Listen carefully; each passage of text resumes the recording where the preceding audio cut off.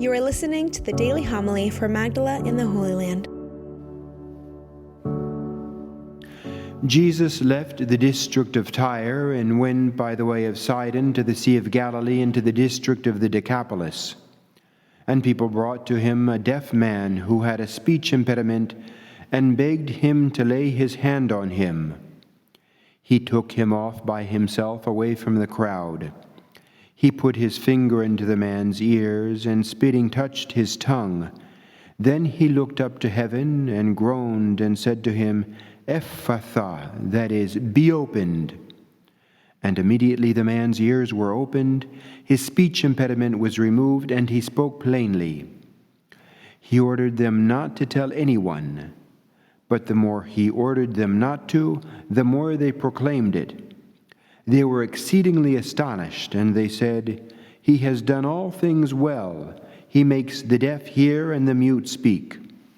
The Gospel of the Lord. Praise to you, Lord Jesus Christ.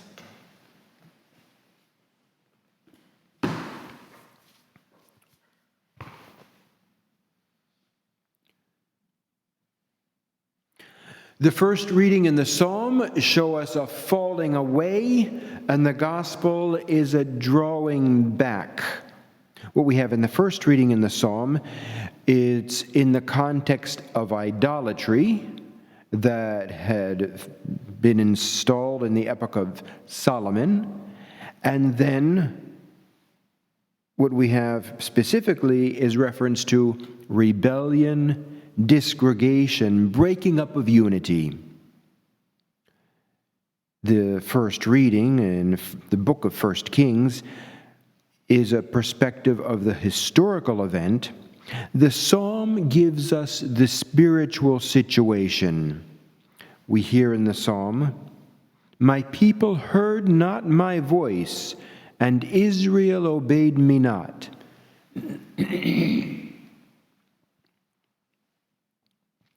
The psalmist gives voice to God's suffering from his people's infidelity and his complaint.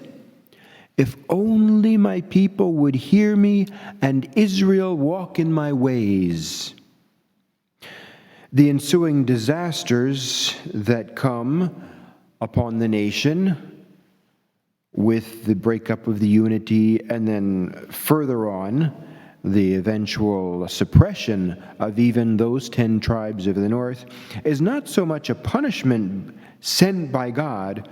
Rather, all of these disasters are consequences of freely turning away from God. Again, the psalmist looks at the situation from the spiritual perspective, speaking from the viewpoint of God. So I gave them up to the hardness of their hearts. They walked according to their own counsels. Their own counsels, not God's directives, which are always going to be for our good. When we have freely gone away from the Lord, it can be a long, hard journey back. But this is where the gospel comes in. Remember, gospel means good news. Jesus is the Son of God who comes close to us, who have gone far away from him. This gospel passage that we have heard, that we have proclaimed now, we see that he is walking among us to give us the good news of new life. Where? Where is Jesus walking in these gospel verses that we have heard? And this is significant, the where of it all. In the 3 years of his public life, he is mostly on this stretch of the lakeshore where we're celebrating Mass now, here in Magdala. This is where the area where Jesus normally was during those 3 years of his gospel proclamation. But today's gospel, we find him and we walk with him in pagan territories. He is farther north from where we are here now, among the Phoenicians, and then he is across the Sea of Galilee, on the other side of the lake, in the Decapolis. And then there's another question. How does Jesus approach us with the gospel, with the good news, with God coming closer to us. How does he do it? Well, as we see in this gospel, one by one. In this gospel, it's a deaf man. Then something interesting happens here in this passage. We see Jesus' intention.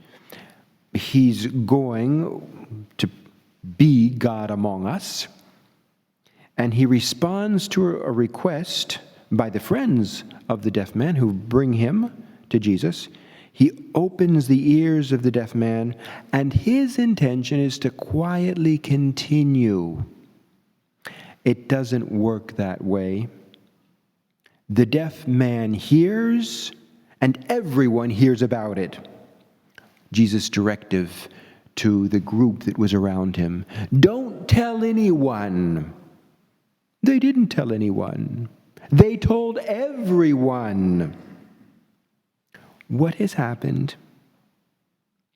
Jesus has given us the gospel, and it has exploded.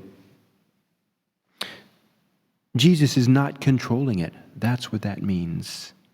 He's brought in this explosive material, and it explodes.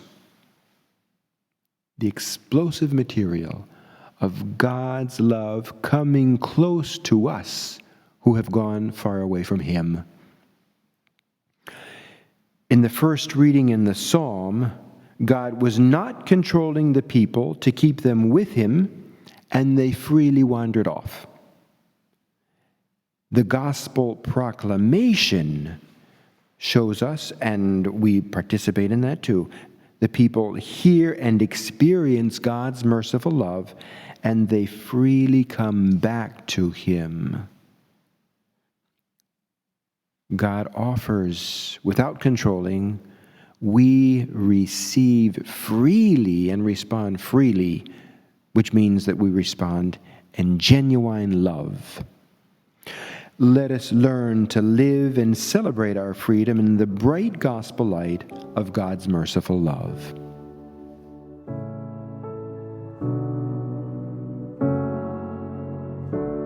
Thank you for joining us today. If you want to learn more about Magdala, follow us on YouTube and on Facebook.